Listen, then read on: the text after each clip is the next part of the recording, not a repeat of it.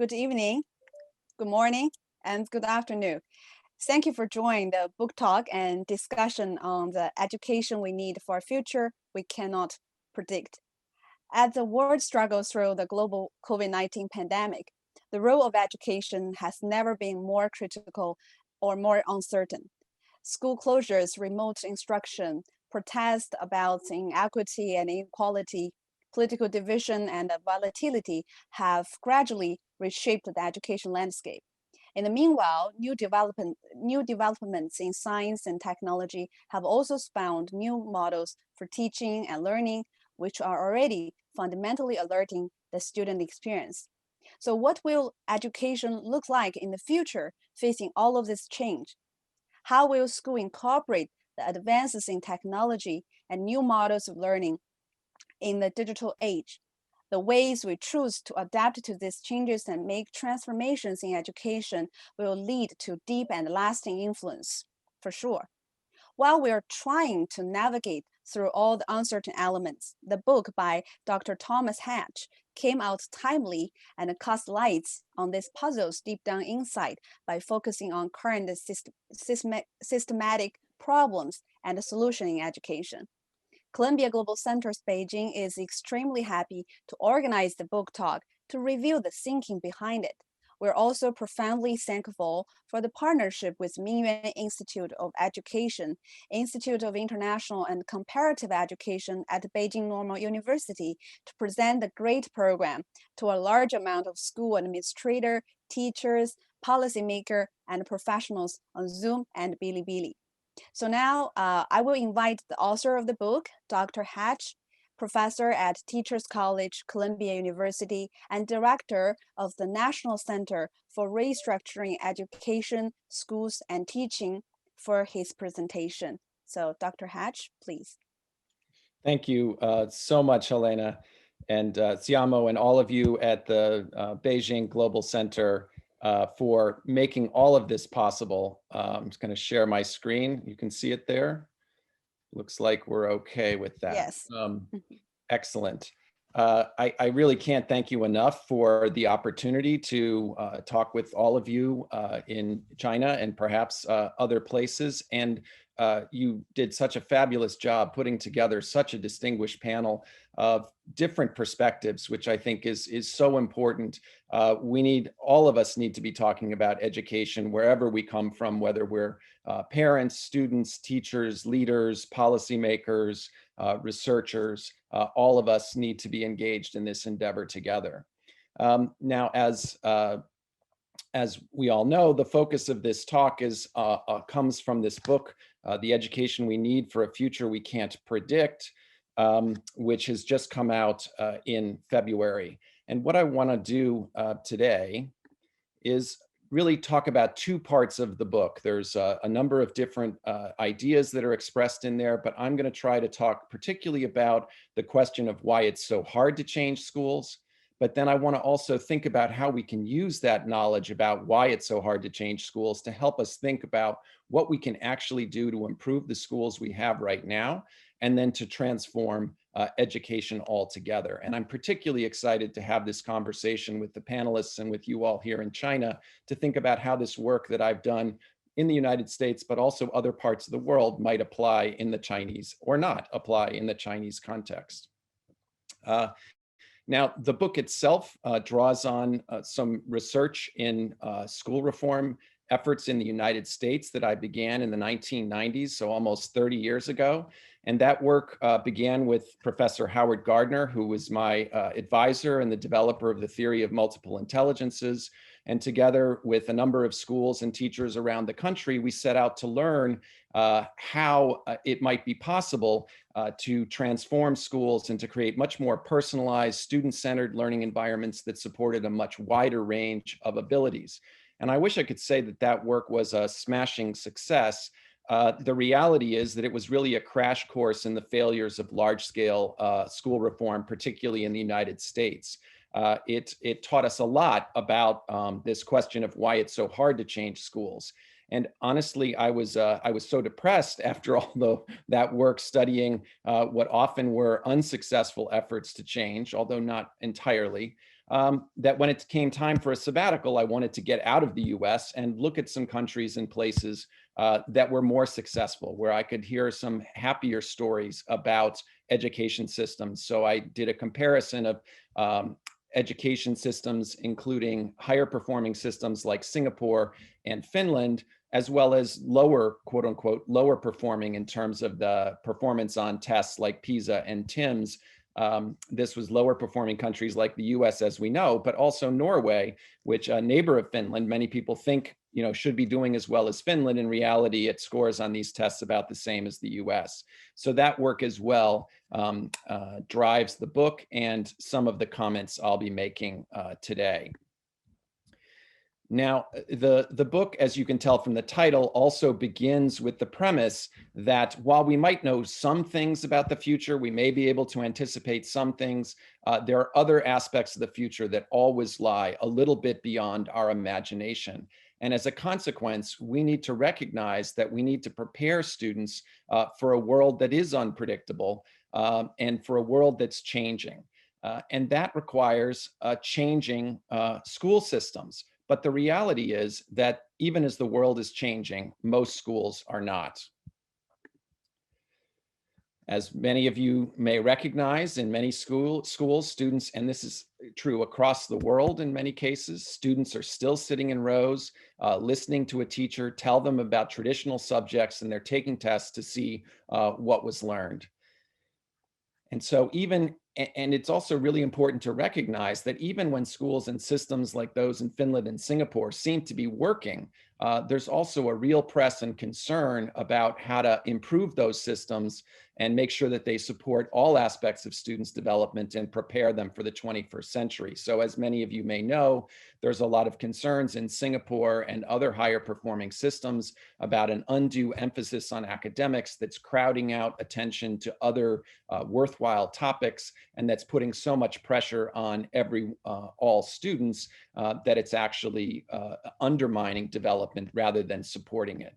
So there are a number of reasons that we really need to think about not just changing schools and school systems, but changing them in ways that allow us to adapt to the future that we can't predict.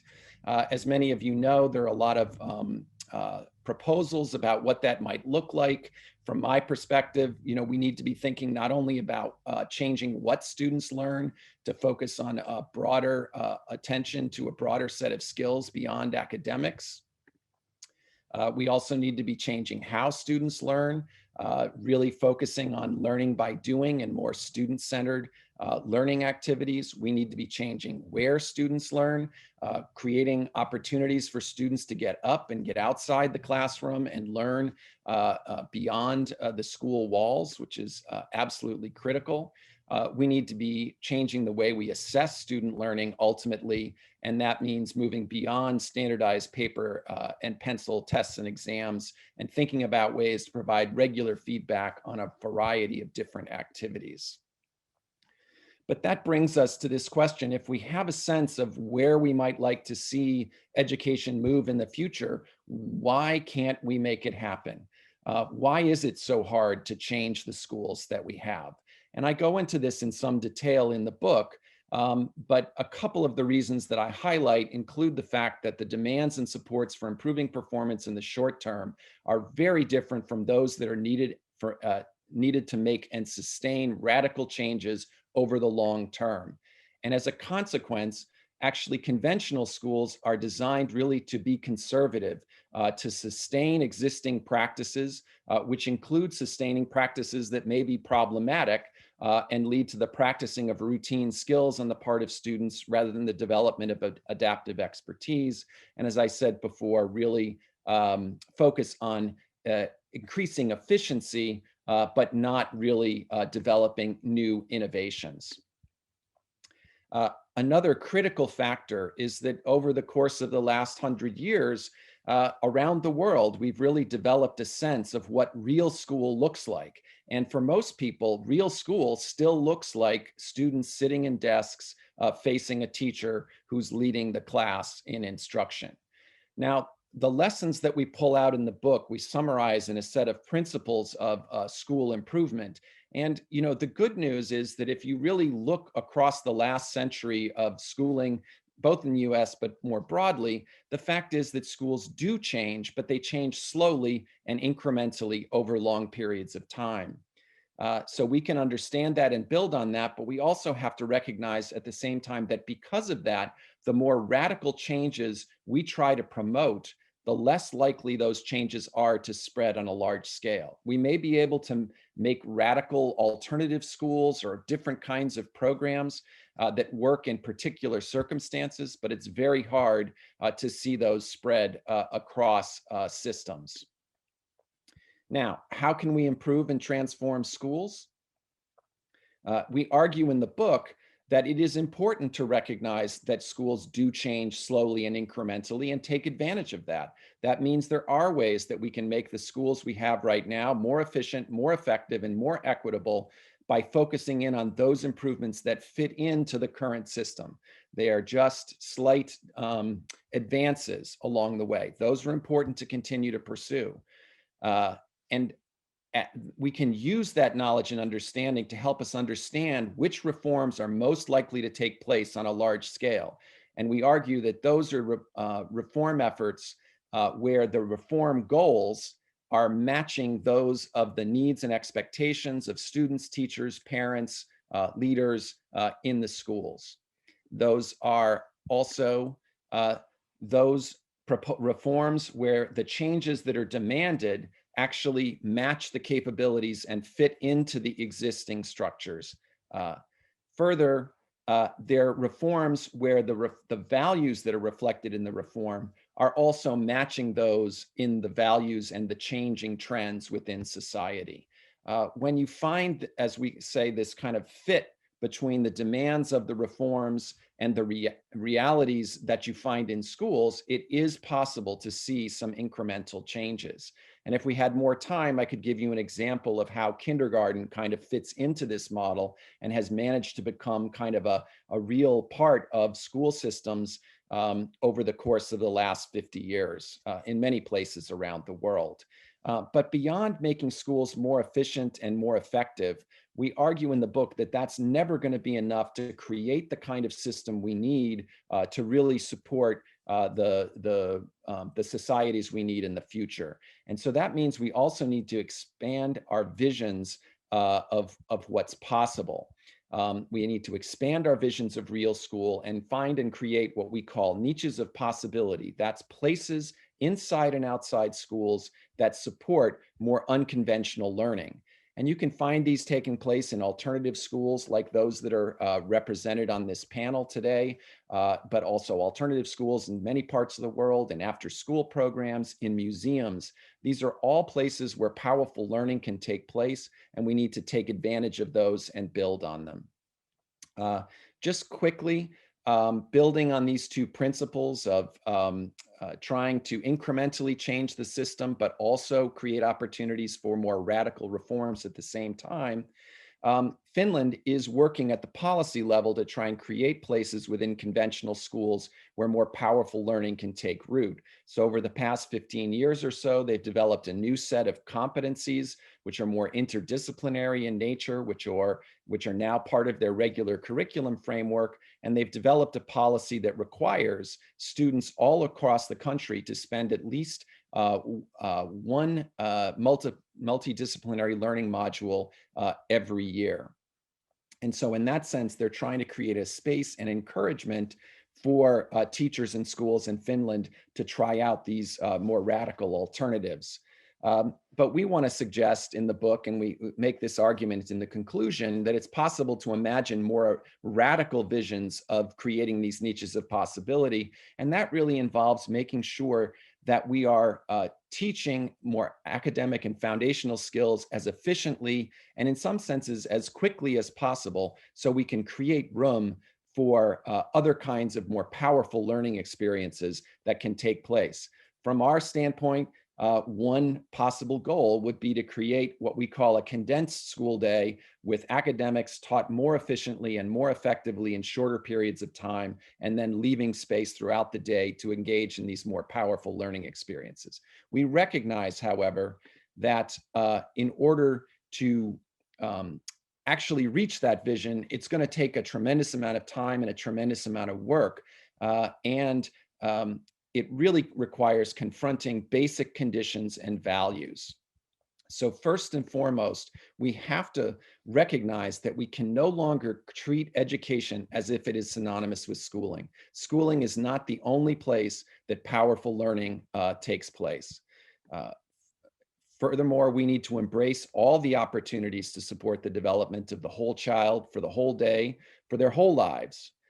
And finally, that means recognizing some of the conditions that are reinforcing and sustaining the conventional schools that we have right now. And those include, we have to really think about changing conditions, like the fact that students have to be in a place with an adult looking after them from 8 a.m. to 3 p.m.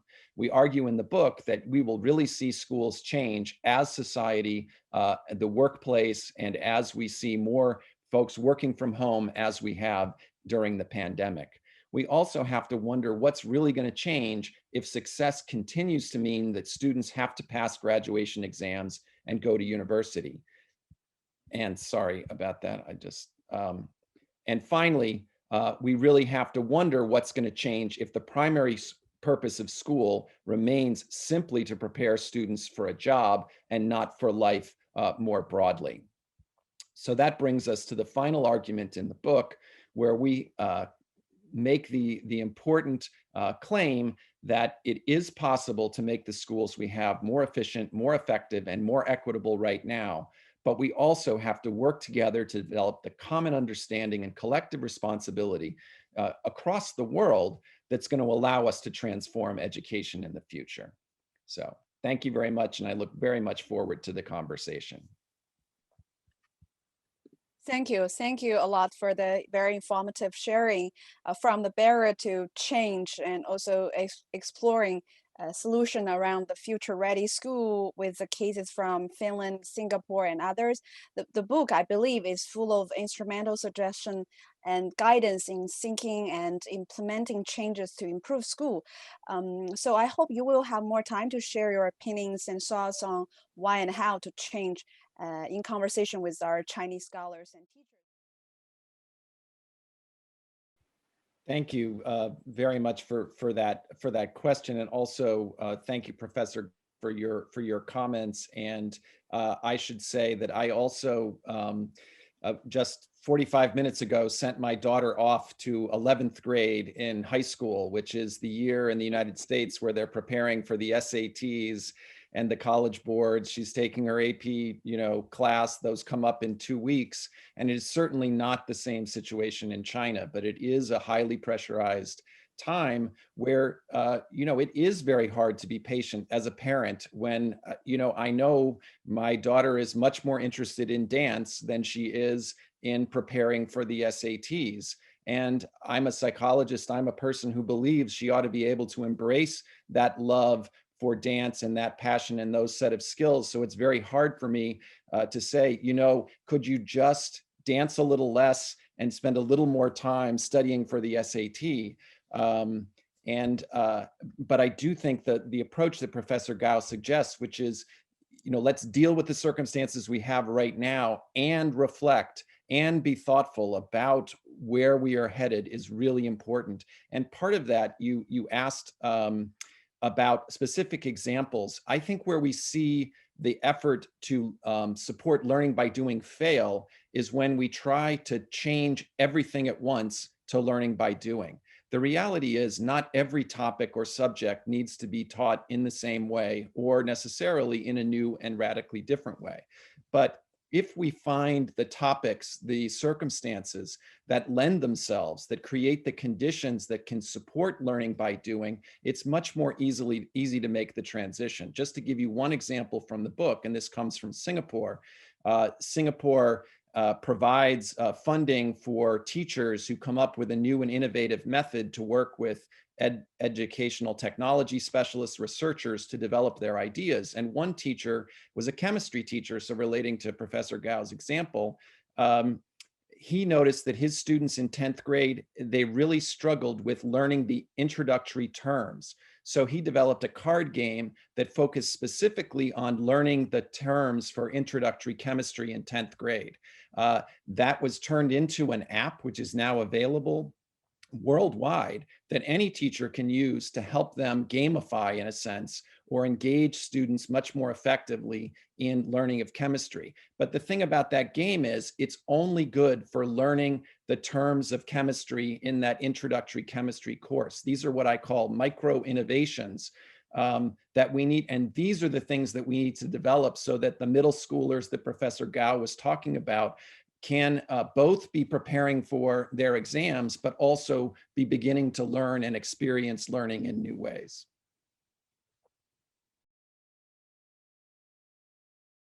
Sure. Thank you very much, Mr. Wong and Ms. Zhang, for those really helpful and comments and very specific examples. And first off, listening to you speak, it's just so important to highlight the point that you made, which is there are people all over the world that are showing us what learning can look like. And we have these wonderful examples. And my argument is they can't just happen in silence. We need to bring them up. So like the example of the game in Singapore for chemistry, we need to find ways so that the teacher, so Ms. Zhang's innovations and those of her colleagues and those of Mr. Wong's colleagues in his school can be shared. I think part of the challenge is that we've tried to change everything at once. So we want to replicate the whole school and how it works. And we haven't taken these specific examples of the museum visit. That's something that could be adapted and used by other schools. The other examples that Ms. Zhang provided, the middle school teacher who was teaching about war, that is an example that other teachers in the school could build on. And I think what we want to see is kind of this double action that Mr. Wong highlighted, which is that we are developing these specific innovations in the classroom that help us students learn specific topics or support aspects of development that maybe aren't always recognized in academics, at the same time that we have policymakers and leaders who are creating more room and support for those activities. So as in Finland, where they have, in a sense, required teachers to innovate a little bit, if the principals and policymakers can make space and encourage those specific innovations that Ms. Zhang is talking about, that's one of the ways that we can move forward. But I really want to stress this will not happen unless we condense the academic curriculum that we have. We cannot just add more into the school day and into the lives of students, or they will not have the time to explore those passions that Mr. Wong was talking about. So one critical approach is to ask, each teacher, each school to take one topic out of the academic curriculum every year, or for a couple of years, and try something different in that space. And as they begin to develop those alternatives, allow them to grow. Before the real Q&A session, I want to take advantage of my role as the event host to ask if Professor Teng, Professor Hatch, and Professor Gao can share briefly within 1 minute, if all possible, about which core competencies you think are critical and should be deeply valued in the future education, in the education system in US, China, and Japan, or other countries you're familiar with. Because I'm very curious if they are similar or exactly the same, because some of you mentioned that the pattern of different countries in the educational system should have some similarity that share some common interests or understanding. So if you may, please. That was a wonderful response, Professor Tung. That very provocative, and it really reminded me that we can't just talk about individual competences alone. We also have to talk about them in conjunction with the common goals and the common good for society as well. But within that context, I do think, along with the title of the book, I would really highlight adaptability. But adaptability toward what purpose is always the question. And I think it goes both to the well-being of the individual, and I specifically use the term well-being to encompass a wide range of other capacities, but also adaptability that makes it possible to support the common good. And I would stress that a key part of adaptability means the ability not only to understand oneself, but to understand the circumstances and to understand and listen to and be able to connect to those around us. So those are some of the qualities that I would highlight. Thank you. Thank you.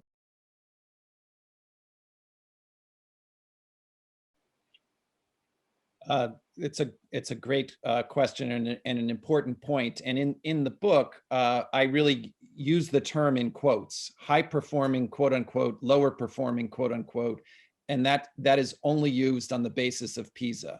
PISA tells us, or TIMSS, some of those tests tells us that Finland is, quote unquote, higher performing, but declining slightly. Singapore is very high performing. Shanghai is high performing. The US is not as high performing. Norway is not as high performing.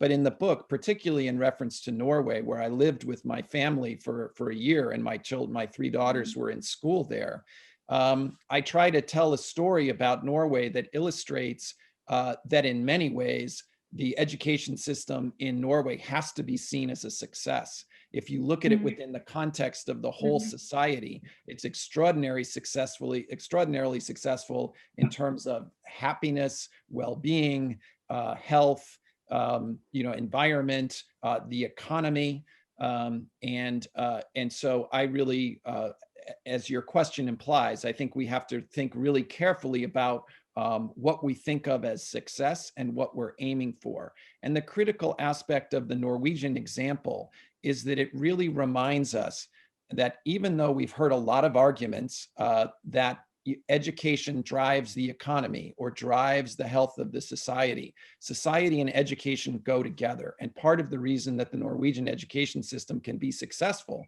is because the government has made the decision to support the social welfare state 20 generations into the future so that they can have some level of equity, so that they can have some quality of life across the board that supports and sustains families, students, and that's part of what's going to sustain the society into the future, not just the fact that their students develop a certain set of competencies. It has to be the development of the individuals and the society together that are successful. Yeah, I totally agree, because your example also echoes the Finnish examples. I remember I had the quite similar discussion with Professor Hanna Niemi from the Helsinki University. That I remember I asked her that how do you evaluate the recent Finnish score in the PISA, since China participating in the PISA test. Shanghai got #1, and then the Finland is not #1 anymore. How are you going to see those phenomena? And I remember she said that that's not important at all. Right now we pay more attention to the what you mentioned, the happiness and well-beings of the students' life, the current life. Thank you. Okay, thank you for the engagement on this question. So the second one, we have a great question from Robin Lewis from Future Leadership Academy in Haidian, China. He would like to ask Professor Hatch, how badly does conventional education address young lives that will live in the great uncertainty? I read the question. So he wanted you to please share your idea, given the prominence, given the background and the content of your book, would like to ask your opinion, around the concept of uncertainty and how educational reform must respond to an increasingly unpredictable future world for the younger generation. Yes, I think that's an excellent question, Robin. I really appreciate your raising it. And I think it connects to the discussion that we were just having, because schools do a lousy job of preparing students for uncertainty. In fact, schools in many ways are designed with one assumption in mind, which is that students are going to take a set of tests, graduate from high school, and go on to college, and then into certain kinds of jobs. And they're not designed to prepare students for an unpredictable world at all. But I don't blame schools for that. I think that's a reflection of the role, certainly in the United States, that schools have been required to play. And that it's in order to deal with uncertainty, we can't expect schools to do that on their own. That's where the examples in Norway and Finland and elsewhere are so important. It takes the whole society to prepare for uncertainty. It's really important to recognize that in the United States, if you don't learn to read by third grade, your chances of succeeding in any future, whether it's certain or uncertain, are very, very low. But that's not the case in a society like Norway, where they don't even have a test for the most part, or don't use it, that would tell whether or not you're reading by third grade and penalize you or reward you on that basis. Instead, they've created a society and a social system where even if you don't do well in school, even if you aren't prepared in a way for the future that exists, you can still lead a successful life, and hopefully the society can be successful as well.